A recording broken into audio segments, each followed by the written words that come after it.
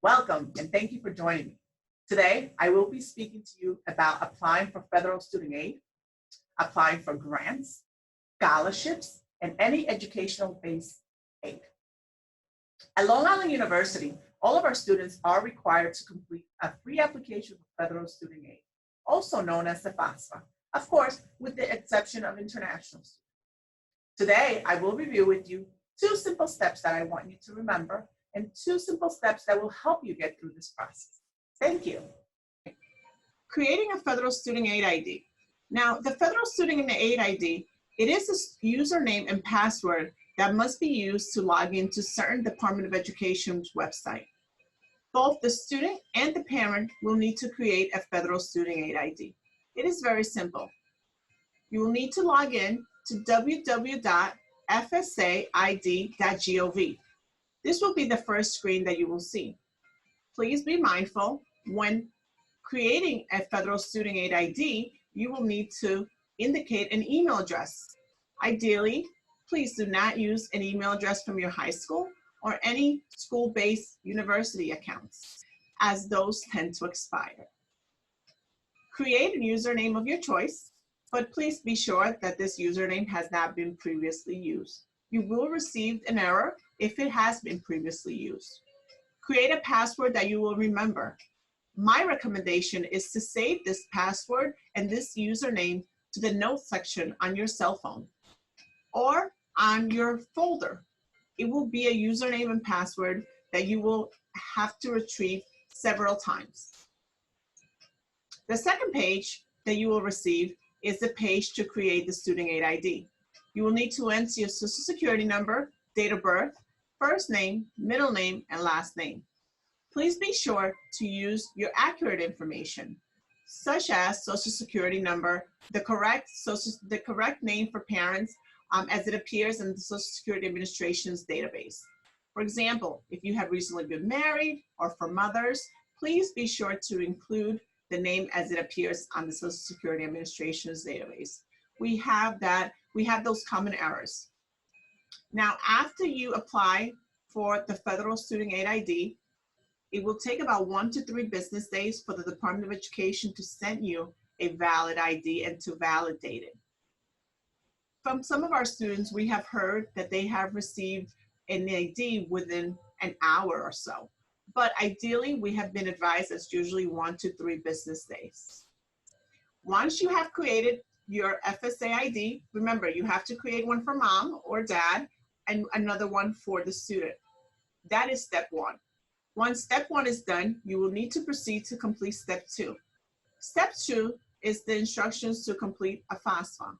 Now, the FAFSA, you will have to log in to www.fafsa.gov.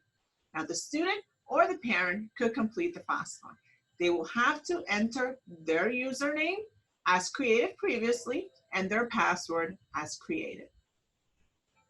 For the purpose of this presentation, we will assume that the student is a dependent student, meaning that he will need to provide his parents' income information.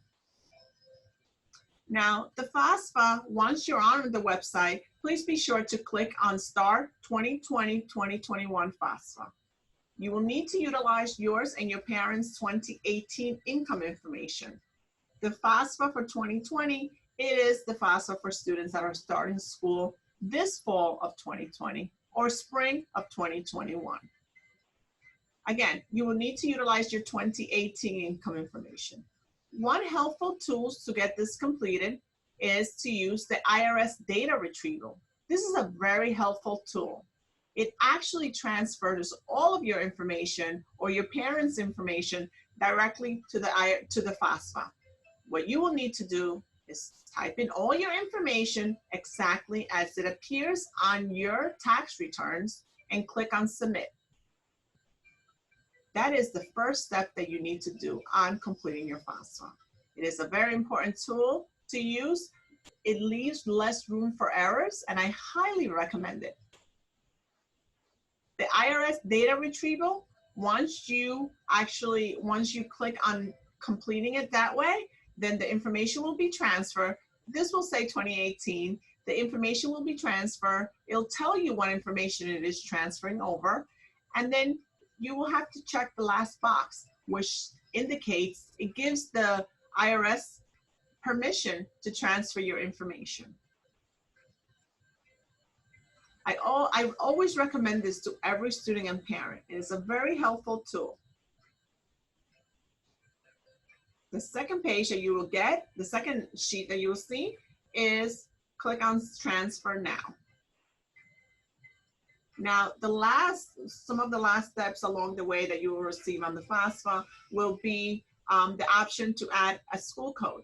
Our school code is 002751. Please add our school code so that you could receive information from our institution and we could receive your information that you just inputted. Then again, at the end, you will need to indicate your federal student aid ID as well as your parents to sign the FAFSA electronically. After successful completion of your FAFSA, the university will go ahead and mail you an award letter.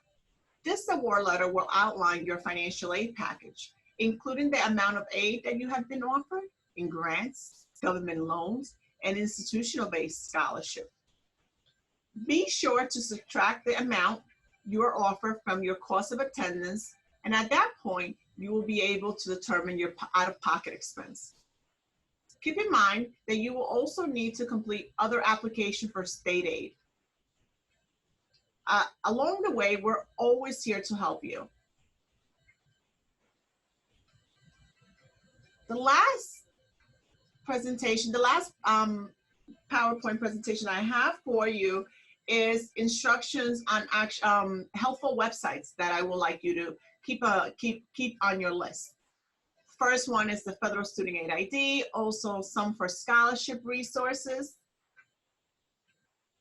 I'll leave it on the screen for a little bit so you could jot them down. They're very helpful websites. I thank you very much for your time and the ability to help you today. We look forward to speaking to you in the future, and we wish you the best. Thank you.